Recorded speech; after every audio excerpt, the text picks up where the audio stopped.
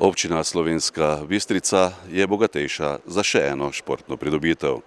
V sredo so odprli obnovljeno športno dvorano. S celovito obnovo športne dvorane so zagotovili ustrezne površine za izvedbo športnih aktivnosti, vadbe in tekmovanj.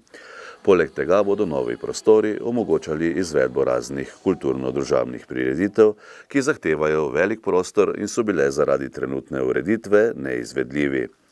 Naložba je stala nekaj več kot 3.800.000 evrov. Na otvoritvi so zbrane nagovorili župan občine Slovenska Bistrica dr. Ivan Žagar, predsednik Olimpijskega komiteja Slovenije Bogdan Gabrovec, poslanka Državnega zbora magistrica Karmen Furman, direktor Javnega zavoda za šport Slovenska Bistrica Boštjan Friedrich in predsednik Športne zveze Slovenska Bistrica Bojan Fajs. Več o pomembni pridobitvi je povedal župan dr. Ivan Žagar. 35 let stara dvorana je bila res potrebna temeljite obnove, pa tudi posodobitve, gre tudi za posodobitev. Tako da je po izvedbi te investicije pravzaprav nastala, lahko bi rekli, čisto nova dvorana. Žal so neke omejitve vseeno, zaradi tega, ker je pač dvorana stoji na tem zaščitenem območju. Ampak vseeno, s tem so športniki v tem pravzaprav srednjem športnem objektu pokritem občine Slovenska Bistrica pridobili slabih 3000 kvadratnih metrov površin. Ob tej osrednji dvorani tukaj bo zdaj lahko bila uporabna tudi za najbolj kvalitetne športne dogodke najvišjih rangov, še dodatni dve manjši dvorani. Skratka, s tem so se po moje pogoji za vadbo športnikov izjemno izboljšali.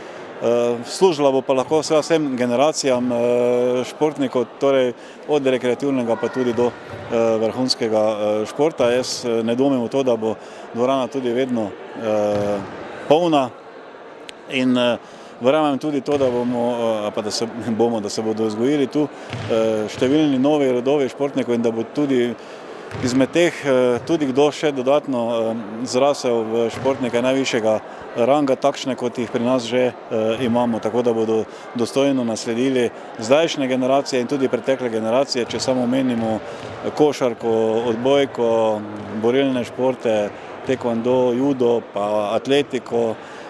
Če govorimo seveda o teh najvišjih športnih, pa tudi, če hočete, kolesarstvo, vse tudi en del tovrstnih treningov poteka v takšnih dvoranah.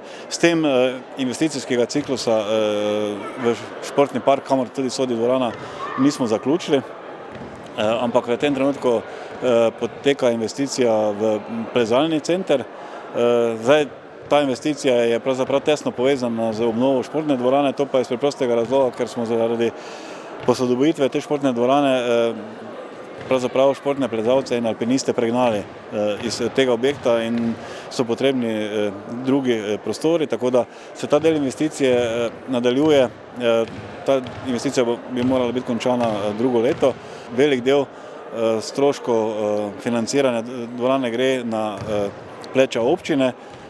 Res pa je, da smo uspeli za samo športno dvorano vseeno pridobiti slabe milijon sredstev ob 4 milijonih, koliko je vredna celotna investicija iz pristojnega ministrstva. No, kar zadeva pa plezalni center, pa smo še bili bolj uspešni, tam pa je če je tu ta sofinancierski delež 25%, je tam ta sofinancierski delež 50%. Jaz mislim, da za šport se nam tu ni treba bati. Jaz pa vedno rad poudarjam tudi to, da tovrstni objekti ali pa ta usmeritev je povezana z nekim zdravim načinom življenja in jaz upam in verjamem, da pa vsaj koga od mladih odtegne od te digitalne elektronske navlake pa v analogno področje športa. Slovenjebistriški župan je izvedel tudi prvi met na košarkarski koš. Sicer pa so dogajanje popestrili učenci in učenke osnovne šole pohorskega odreda Slovenska Bistrica.